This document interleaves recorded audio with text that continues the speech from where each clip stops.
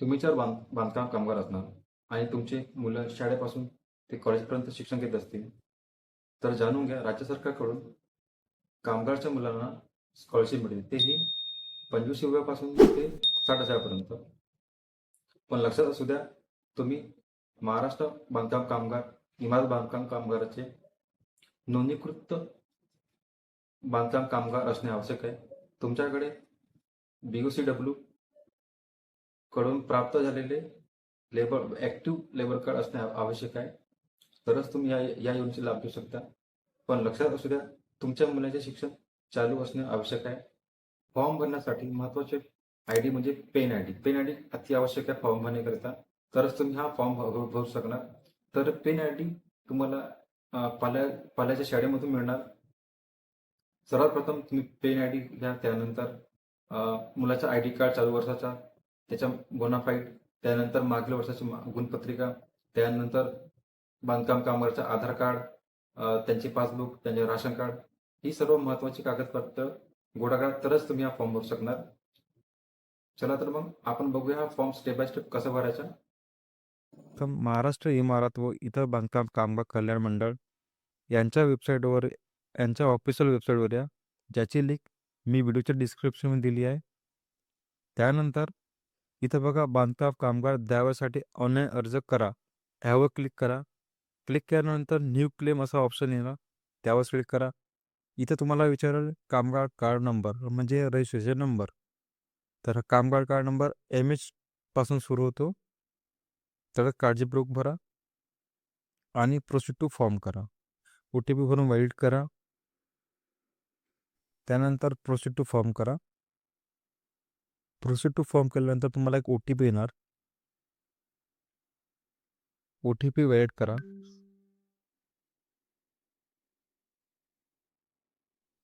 इथे बघा बांधकाम कामगाराची संपूर्ण माहिती दिसेल. त्याचा फोटो, त्याचा मोबाईल नंबर, त्याचा आधार कार्ड आणि कार्ड ॲक्टिव्ह असणे आवश्यक आहे.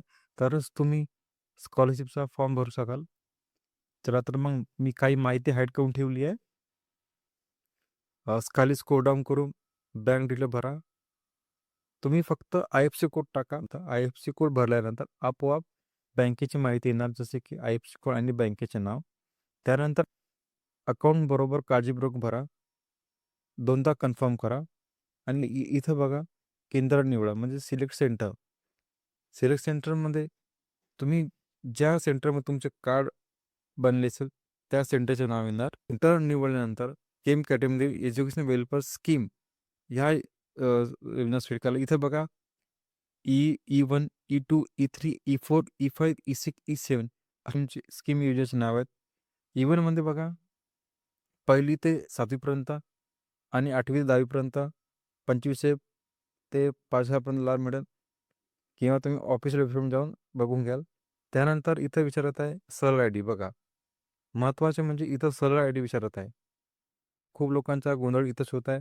सरळ आय-डी टाकल्यावर डाटा येत नाही आहे. सर्च केल्यानंतर पण डाटा येत नाही आहे. पण इथं बघा सरळ आय-डी न टाकता तुम्हाला इथं पेन आय-डी द्यावा लागेल. पेन आय-डी म्हणजे PEN आय-डी. तर बघा मी इथं भरत आहे आणि सर्च करत आहे. बघा सर्च झाल्यानंतर आपोआप माहिती, मुलाचं नाव, मुलाची आय-डी, शाळेची आय-डी, प्रिन्सिपल नेम, सगळं माहिती आपोआप येणार आहे. मी ही माहिती हाईड करून ठेवली आहे. तुम्हाला ही सर्व माहिती तुमच्या स्क्रीनवर दिसणार. मुलाचं नाव निवड करा. म्हणजे मागील वर्षी कोणत्या क्लासमध्ये होता ते निवड करा. जसं तो 9वीमध्ये मी 9वी सिलेक्ट केलं आहे. स्कूल नेम, 9वीमध्ये तो कोणत्या शाळेत शिकत होता त्या शाळेचं नाव टाका. त्यानंतर शाळेचे ॲड्रेस, शाळेचा पूर्ण पत्ता भरायचा. शाळेचा पत्ता भरल्यानंतर एज्युकेशन बोर्डमध्ये तुम्ही जिल्हा परिषद पण टाकू शकता. जर पाल्य 1 ते 9वीपर्यंत शिकत आहे तर जिल्हा परिषद टाका. 10वीच्या पुढे शिक्षण घेत आहे तर स्टेट बोर्ड टाका. मी जिल्हा परिषद टाकत आहे.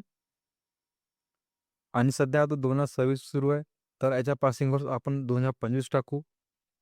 पुढील स्टेप आहे डॉक्युमेंट अपलोड. इथं आहे अटेंडन्स सर्टिफिकेट, बोनाफाईड सर्टिफिकेट, पाल्याचं आधार कार्ड, राशन कार्ड, कामगारांचा बँक पासबुक आणि शेवटला येणार आहे महत्त्वाचा स्टेप म्हणजे सेल्फ डिक्लेरेशन. चला तर मग आम्ही step by step document upload करत आहे. तुम्ही डॉक्युमेंट अपलोड करताना डॉक्युमेंट ब्लर अपलोड करू नका. कारण की खूप पाल्यांचे फॉर्म खूपदा त्यांचे फॉर्म रिजेक्ट ह्याच कारणामुळे होते, की ते डॉक्युमेंट ब्लर अपलोड करतात. मी व्यवस्थितपणे PDF फाईलमध्ये डॉक्युमेंट स्कॅन केले आहेत. तर बघा मी अपलोड करत आहे. ॲप्लिकेशन फॉर्म डाउनलोड करण्याकरिता खाली दिलेल्या लिंकवर क्लिक करा. हा नवीन फॉर्म आहे, नवीन अपडेट आहे ही. ह्यामध्ये येऊन एज्युकेशन स्कीम ॲप्लिकेशन फॉर्मवर पहिलाच ऑप्शन तुम्हाला मिळणार एज्युकेशन डिक्लेरेशन फॉर्म. हा फॉर्म प्रिंट काढून व्यवस्थितपणे भरा आणि डॉक्युमेंट्स अगदी बरोबर आहेत याची तुम्ही स्वतः पडताळणी करून टिक मार्क करा. त्यानंतर अपॉइंटमेंट बुक करा. अपॉइंटमेंट म्हणजे तुम्हाला हे सर्व डॉक्युमेंट महाराष्ट्र इमारत बांधकाम कामगारच्या ऑफिसमध्ये तुम्हाला हे डॉक्युमेंट व्हेरिफिकेशन करायला जावं लागेल. तर तुम्हाला जी तारीख अवेलेबल आहे ती तारीख घ्या. डेट सिलेक्ट केल्यानंतर एकदा फॉर्म तपासा आणि फॉर्म सबमिट करा.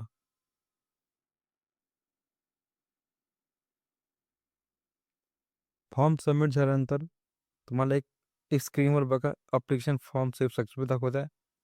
ह्या फॉर्मचा प्रिंट काढून घ्या आणि जे तुम्ही तारीख सिलेक्ट केली आहे त्या तारखेवर तुम्ही केंद्राला भेट द्या आणि डॉक्युमेंट पडताळणी करा. तर मित्रांनो, ह्या व्हिडिओच्या माध्यमातून तुमची छोटीशी मदत झाली असेल तर व्हिडिओ लाईक करा, चॅनल सबस्क्राईब करून ठेवा. कारण की मी असेच महत्त्वपूर्ण व्हिडिओ घेऊन येणार आहे. कमेंटमध्ये नक्की सांगा तुम्हाला ह्या योजनेचा लाभ मिळाला का?